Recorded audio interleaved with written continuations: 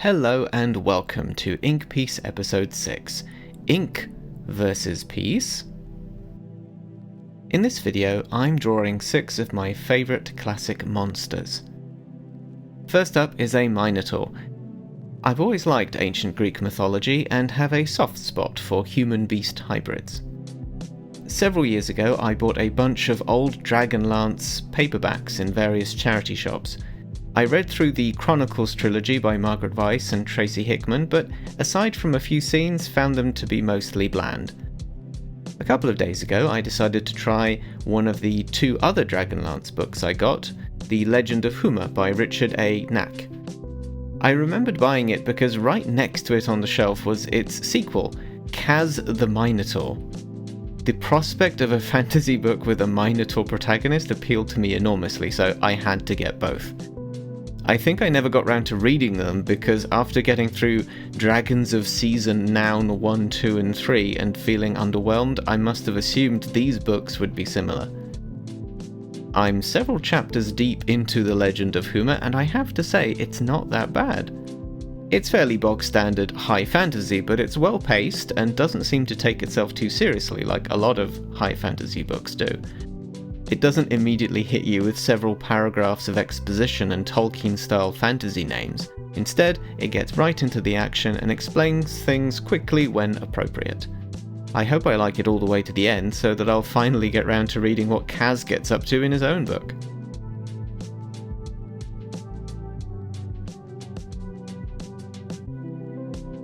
I mentioned ancient Greek mythology, and here's another favourite of mine, the Gorgon. There's a really interesting video by the Bard of Bardic Broadcasts where he talks about Medusa, the world's most famous Gorgon, as a monstrous embodiment of seductive, dangerous curiosity.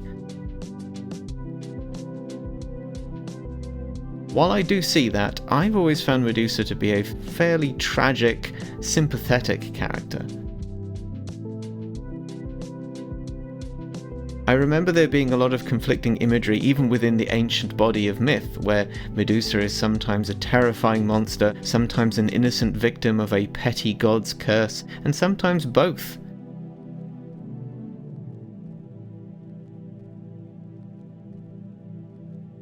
Whatever the story or interpretation, I've just always thought she's really cool.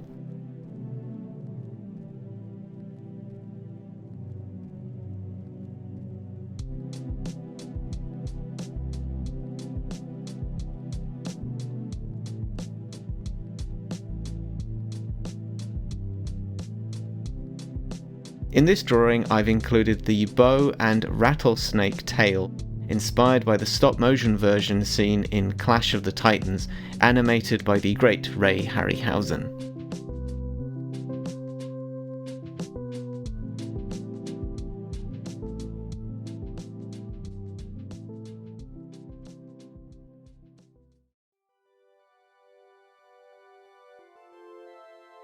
Dragons are incredibly popular monsters, to the point where it almost feels wrong to call them monsters. There are so many interpretations, but I personally tend to alternate between wise and majestic beings of power and little fire-breathing silly billies. I read and enjoyed 2 books from Naomi Novik's Temeraire series, which features talking dragons being ridden like fighter planes during the Napoleonic Wars, and one of my favourite films of all time is Dragonheart.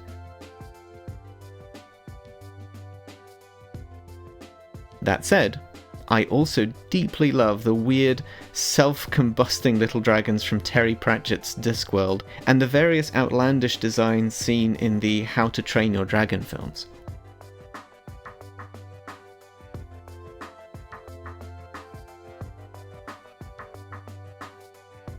For this drawing, I decided to go for the latter trend, designing a goofy little pot-bellied baby dragon.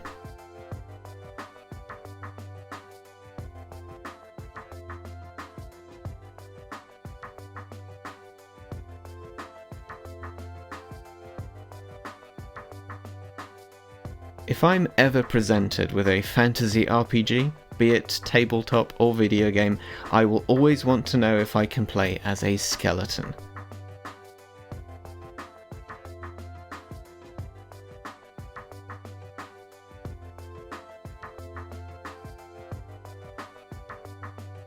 I don't know what it is about them, but I love seeing skeletons rattling around, fighting, dancing, playing the trumpet or their rib cage like a xylophone, whatever.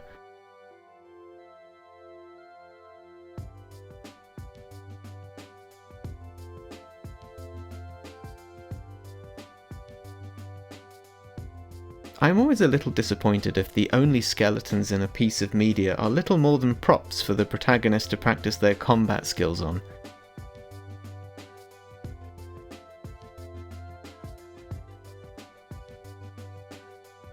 I wonder if there are any good fantasy books out there where the questing hero is a skeleton. Please let me know in the comments.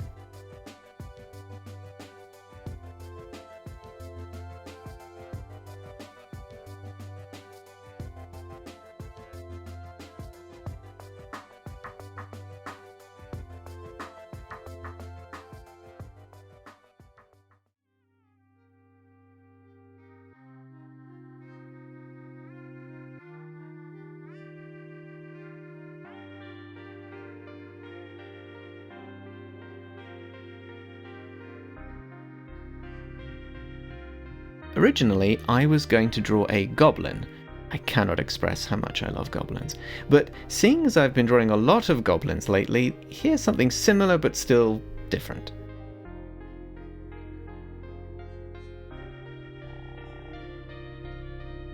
A lot of classic fairy tales and folklore feature what I like to call horrid little men.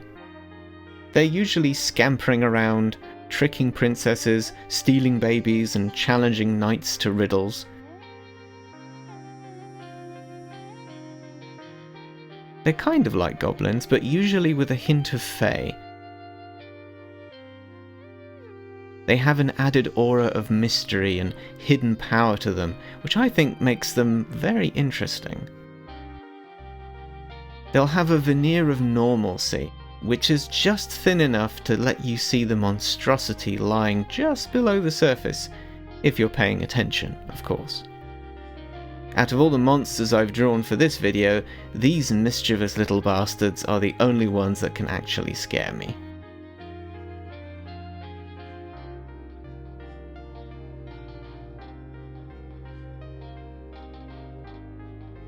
Okay. I tell a lie, I can get pretty terrified by ghosts as well.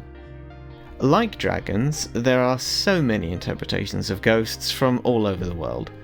I am not a religious or particularly superstitious person, so I usually like media where ghosts are kind of like physical echoes of a person's final moments, stuck in space and time with varying degrees of self-awareness. Maybe it's a subconscious fear of death, or the concept of unresolved trauma personified, but ghosts have always had the ability to both fascinate and scare my socks off. There's the element of tragedy, of course, as usually ghosts are the spirits of people who were murdered or died suddenly. The horror for me comes from the fact that unlike with vampires, or zombies and werewolves, sometimes you don't have any practical means of surviving an encounter with a ghost. If you're lucky, you might be able to appease them somehow, help them rest or move on. If you're not, well, who knows what they'll do to you. Well, that suddenly got a bit spooky, didn't it? Either way, I really enjoy drawing these monstrous characters. What are some of your favourite monsters from books, games, or films? Thank you very much for watching. Since my last ink piece video, I have published my latest game, the pocket fantasy RPG Stravagante. You can find a link to it in the description below. As always, there's also links to my newsletter, the Penflower Post, my website, itch.io, Patreon, and Ko-fi. So, until next time, bye bye!